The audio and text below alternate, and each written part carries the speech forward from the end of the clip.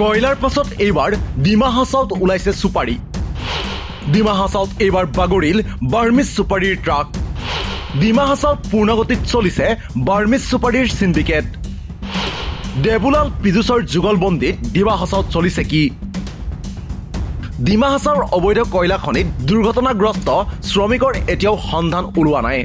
5 গৰাকীকৈ শ্ৰমিকৰ নিথৰ দেহ এতিয়াও আবদ্ধ হৈ আছে কয়লাৰ গহ্বৰত। কিন্তু এই ভয়ংকৰ কাণ্ডৰ বাবে আজিলৈকে জবাবদিহি নহল কোনো।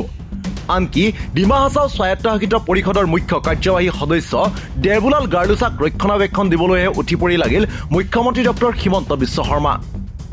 কয়লা কেলেংকাৰীৰ চাঞ্চল্য মাৰ নাযাওঁতেই এইবাৰ পোহৰলৈ আহিছে পাহাৰীয়া জিলাখনত চলি থকা বাৰ্মিজ সুপাৰীৰ ব্যৱসায়ৰ এক চাঞ্চল্যকৰ তথ্য। এই দুৰ্ঘটনাগ্ৰস্ত ট্ৰাকখনলৈ মন কৰক। জাতিংগা আৰু হাৰানগাজাৰ মাজৰ পথছোৱাত শুকুৰবাৰে দুৰ্ঘটনাগ্ৰস্ত হয় এইখন ট্ৰাক। এই ট্ৰাকখনতেই সৰবৰাহ কৰা হৈছিল বৃহৎ পৰিমাণৰ বাৰ্মিজ সুপাৰী। ট্ৰাকখন দুৰ্ঘটনাত পতিত হোৱাৰ পাছতেই দেবুলাল গাৰ্লুছাৰ ডিমা হাছাওৰ মাজেৰে চলি থকা বাৰ্মিজ সুপাৰীৰ অবৈধ ব্যৱসায়ৰ কলা অধ্যায় পোহৰলৈ আহে। কিন্তু কোনে চলাইছে বাৰ্মিজ সুপাৰীৰ এই কোটিটকীয়া কাৰোবাৰ? এইখন ডিমা হাছাও স্বায়ত্তশাসিত পৰিষদে প্ৰকাশ কৰা জাননীৰ প্ৰতিলিপি।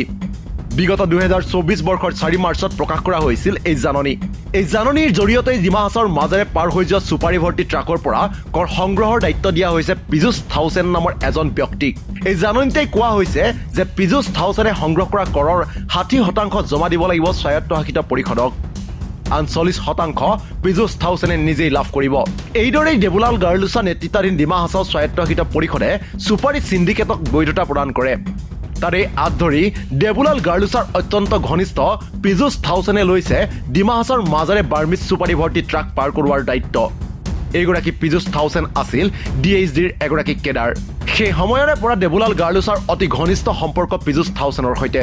এই দেৱজিৎ পীযুষৰ যুগলবন্দীৰে এতিয়া ডিমা হাছাও বাৰ্মিজ সুপাৰীৰ কোটিটকীয়া সিন্ডিকেট চলি থকাৰ গুৰুতৰ অভিযোগ উত্থাপন হৈছে। শুকুৰবাৰৰ সুপাৰী ভৰ্তি ট্ৰাকৰ দুৰ্ঘটনাই সুপাৰী সিন্ডিকেটৰ আন এক অধ্যায় পোহৰলৈ আনিছে। কিন্তু প্ৰশ্ন হৈছে দেবুলাল গাৰ্লুছাৰ সকলো অনৈতিক কাৰ্যকলাপক কিয় চকুমুদি সমৰ্থন জনাই গৈছে অসমৰ মুখ্যমন্ত্ৰী ডক্টৰ হিমন্ত বিশ্ব শৰ্মাই? 10 টকাৰ দুৰ্নীতি দেখিলেও বাঘৰ দৰে জঁপিওৱাৰ হুংকাৰ দিয়া মুখ্যমন্ত্ৰীৰ চকুৰ সন্মুখতে সমাধিস্থ হ'ল 9 গৰাকী শ্ৰমিক। মুখ্যমন্ত্ৰীৰ চকুৰ সন্মুখতে ৰাজপথত বাগৰি পৰিল বাৰ্মিজ সুপাৰীৰ ট্ৰাক। ইমানৰ পাছতো মুখ্যমন্ত্ৰীয়ে কেতিয়া বাঘৰ দৰে জঁপিয়াব সেয়া হৈ পৰিছে লক্ষণীয় বিষয়। নিউজ ডেস্ক ৰিপৰ্ট, দি ক্ৰছ কাৰেণ্ট।